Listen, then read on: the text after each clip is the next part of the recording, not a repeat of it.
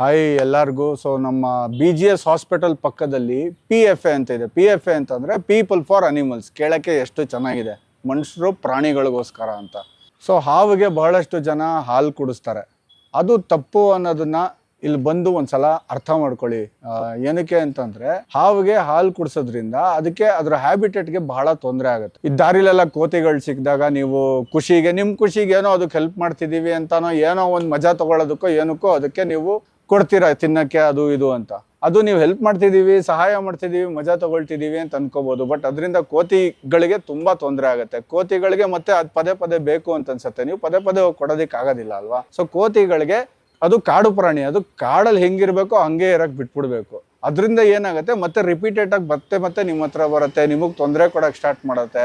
ಅದಕ್ಕೆ ಗೊತ್ತಾಗೋದಿಲ್ಲ, ಅದಕ್ಕೆ ನಂತರ ನಿಮ್ಮ ತರ ಬುದ್ಧಿನೂ ಇಲ್ಲ ಅಲ್ವಾ. ಅದಕ್ಕೆ ಅದ್ರದ್ದು ಎಷ್ಟಿರುತ್ತೋ ಅಷ್ಟು ಬುದ್ಧಿ ಅದಕ್ಕಿರುತ್ತೆ. ಸೊ ದಯವಿಟ್ಟು ಕೋತಿಗಳಿಗೆ ಏನು ತಿನ್ಸ್ಬೇಡಿ. ಆಮೇಲೆ ಬಹಳಷ್ಟು ಜನ ಇಲ್ಲಿ ಬಂದ್ಮೇಲೆ ಗೊತ್ತಾಯ್ತು ಕೋತಿಗಳನ್ನೆಲ್ಲ ಮನೇಲಿ ಸಾಕಿದ್ದಾರೆ, ಸಾಕಂಗಿದ್ರೆ ನನ್ನನ್ನು ಸಾಕ್ರಿ, ಕೋತಿನ ಯಾಕೆ ಸಾಕ್ತೀರಾ? ಸಾಕ್ಬೇಡಿ ಕೋತಿಗಳನ್ನ. ಅದರಿಂದ ಅದಕ್ಕೆ ತುಂಬಾ ಮೆಂಟಲ್ ಸ್ಟ್ರೆಸ್ ಬೇಕಾಗುತ್ತೆ, ಹ್ಯೂಮನ್ ಅಟೆನ್ಷನ್ ಬೇಕಾಗುತ್ತೆ. ಅದಕ್ಕೆ ಅದು ಒಂದು ಲೆವೆಲ್ ಒಂದು ಚಿಕ್ಕ ಮರಿ ಇದೆ ಅಂತ ಚೆನ್ನಾಗಿದೆ ಅಂತ ತಗೊಂಡ್ಬಂದು ಸಾಕ್ಬಿಟ್ಟಿದ್ದಾರೆ ಕೆಲವರು. ಅದು ದೊಡ್ಡದಾದ್ಮೇಲೆ ಅವ್ರಿಗೆ ಹಿಡಿಯಕ್ಕಾಗಿಲ್ಲ, ಮಾಡೋಕ್ಕಾಗಿಲ್ಲ, ಇಲ್ಲಿ ಕರ್ಕೊಂಡ್ ಬಂದಿದ್ದಾರೆ. ಪಾಪ ಅದಕ್ಕೆ ಎಷ್ಟು ಮೆಂಟಲ್ ಸ್ಟ್ರೆಸ್, ಎಷ್ಟು ಟಾರ್ಚರ್ ಆಗ್ತಾ ಇದೆ. ಸೊ ಕೋತಿಗಳನ್ನ ಮನೇಲಿ ಸಾಕ್ಬೇಡಿ, ಅದು ವೈಲ್ಡ್ ಅನಿಮಲ್, ವೈಲ್ಡ್ ಅಲ್ಲೇ ಇರಬೇಕು. ನಾವೆಲ್ಲ ಮಜಾ ತಗೊಳ್ಳೋದಕ್ಕೆ ಗಾಳಿಪಟ ಹಾರಿಸ್ತೀವಲ್ಲ, ಅದಕ್ಕೆ ನಾವು ಮಾಂಜಾ, ಅದೇ ನೈಲಾನ್ ಥ್ರೆಡ್ ಬರುತ್ತಲ್ಲ, ಅದನ್ನೆಲ್ಲ ಹಾಕಿ ಹಾರ್ಸಕ್ ಹೋಗ್ತೀವಲ್ಲ, ಮಜವಾಗಿ ಹಾರತ್ತೆ, ಸಖತ್ತಾಗಿ ಹಾರತ್ತೆ ಗಾಳಿಪಟ ಅಂತ. ಬಟ್ ಪ್ರಾಬ್ಲಮ್ ಏನು ಅಂತಂದ್ರೆ ಆ ನೈಲಾನ್ ಥ್ರೆಡ್ ಟ್ರಾನ್ಸ್ಪರೆಂಟ್ ಇರುತ್ತಲ್ಲ, ಕಾಣಿಸೋದಿಲ್ಲ ಪಕ್ಷಿಗಳಿಗೆ, ಎಸ್ಪೆಷಲಿ ಹದ್ದುಗಳಿಗೆ. ಸೊ ಇಲ್ಲಿ ನಾನು ನೋಡಿದೀನಿ ಹೆಚ್ಚು ಕಡಿಮೆ 150 ಹದ್ದು ಇಂಜುರಿ ಆಗಿ ಬಿದ್ದಿದೆ. ಯಾರು ಹೊಣೆ ಇದಕ್ಕೆ?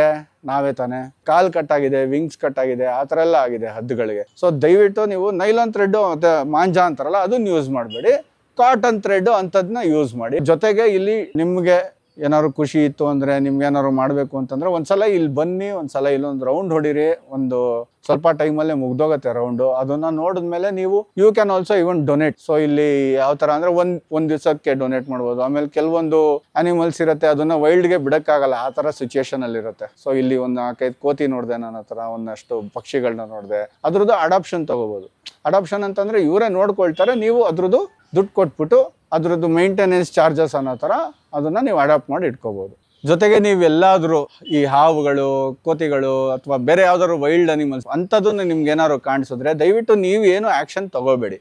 ಅಂದ್ರೆ ಇಮಿಡಿಯೇಟ್ ಆಕ್ಷನ್ ಏನಾದ್ರು ಆ ಕಚ್ಚಕ್ ಬರ್ತಿದ್ದಾನೆ ಸೈಡ್ಗೆ ಹೋಗೋದು ಅವೆಲ್ಲ ಮಾಡ್ಬೋದು. ಬಟ್ ಏನು ಅಂತಂದ್ರೆ ಇಮಿಡಿಯೇಟ್ ಆಕ್ಷನ್ ಏನು ತಗೋಬೇಡಿ. ನೀವು ಕಾಪಾಡ್ತೀನಿ, ಇನ್ನೊಂದು ಮಾಡ್ತೀನಿ ಅಂತೆಲ್ಲ ಮಾಡಬೇಡಿ. ಅದಕ್ಕೆ ಅಂತಾನೆ ಟ್ರೈನ್ಡ್ ಜನ ಇರ್ತಾರೆ. ಸೊ ಆ ಟ್ರೈನ್ಡ್ ಜನ PFA ನಲ್ಲಿ ಇದ್ದಾರೆ. ಇವರಿಗೆ ಕಾಲ್ ಮಾಡಿದ್ರೆ ಅವ್ರು ಬಂದ್ಬಿಟ್ಟು ರೆಸ್ಕ್ಯೂ ಮಾಡಿ ಅದನ್ನ ತಲುಪಿಸಬೇಕಾಗಂತ ಜಾಗಕ್ಕೆ ತಲುಪಿಸ್ತಾರೆ. ಆ ತಲುಪಿಸುವಂತ ಒಂದು ಪ್ರೋಸೆಸ್ ಅಲ್ಲಿ ನಿಮ್ಗೊಂದು ಸ್ವಲ್ಪ ಪುಣ್ಯ ಬರುತ್ತೆ.